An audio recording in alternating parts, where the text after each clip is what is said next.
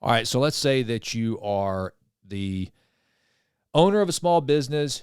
You're trying to sell more product. You're trying to increase efficiency. You're trying to reduce hazards, and you want to set goals for your team. Now, goals are one thing. However, let's face it. Let's say that you decide that you want to sell $1 million in product before the end of the year. That's your goal. That's what you want to do. Or let's say you're a coach like Nick Saban. You want to win the national championship. That's what you want to do. Well, here's the problem. You really have absolutely no control over that outcome. The only thing that you can control are the inputs that are most likely to lead to that particular outcome. And that, my friends, is what the 4 disciplines of execution is all about. This is one of the best books I have read on actual goal attainment. Because what you realize, and the whole premise of the book is this, just kind of what I mentioned before. It's not about the actual big goal itself, which is called the wildly important goal, the WIG. That's kind of that big thing. But here's the problem. So many businesses are looking in the rearview mirror. They're looking at what did we do last quarter? And that's our sales revenue. That's our target. Well, that's a lagging indicator. What about those inputs, those forward-looking inputs, those lead indicators? Those are the ones we want to focus on.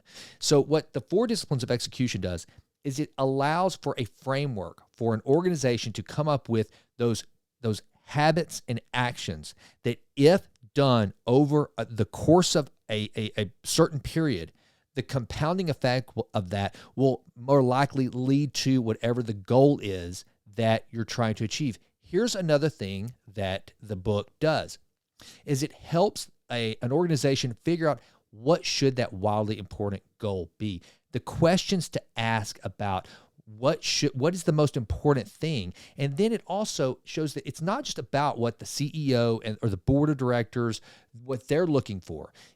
That's a one massive goal. But within that, there are going to be subsets. There are going to be team goals. And then you have a team WIG, a team wildly important goal, because every single piece of the organization is going to potentially lead into the organization reaching its wildly important goal.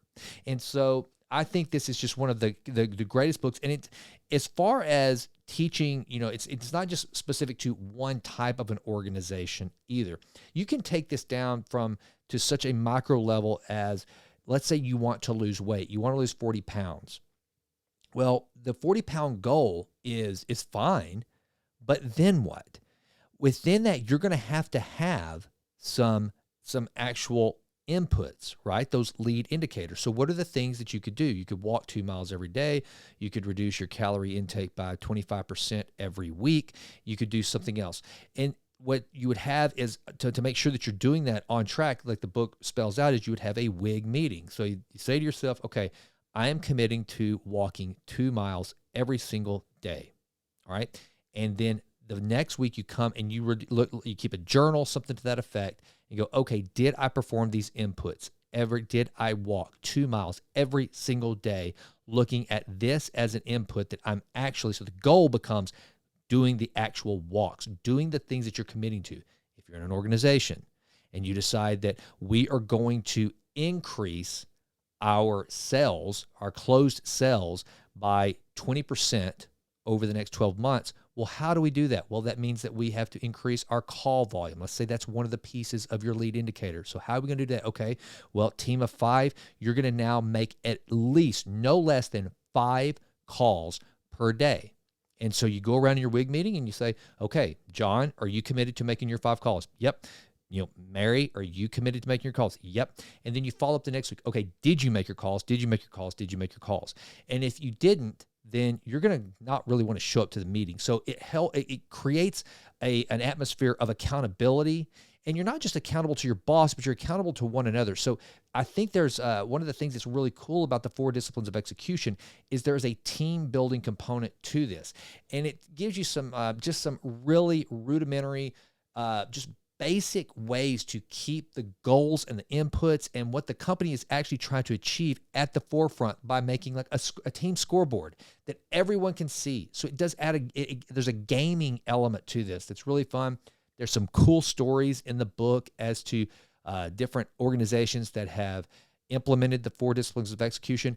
I, as a business consultant, I have actually implemented in a number of organizations the 4 disciplines of execution since I've started using this, or since I read it, and now I love it. It's one of the things that whenever I go to a struggling entrepreneur that's looking to scale their business, this is kind of my go-to handbook now.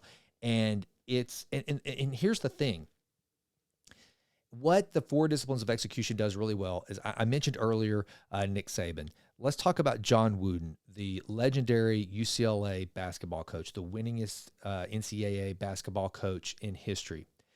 He would have been all about the 4 disciplines of execution.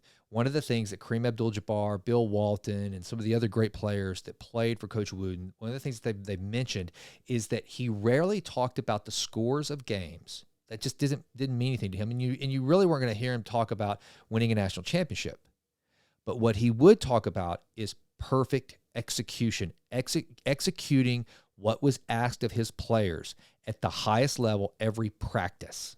Okay. One of the things that Coach Wooden would do is he would start out when he would get a new class of recruits in. One of the first things he would do is he would sit them down on the floor and show them how to properly put on their socks. That's where he would start. That was an input.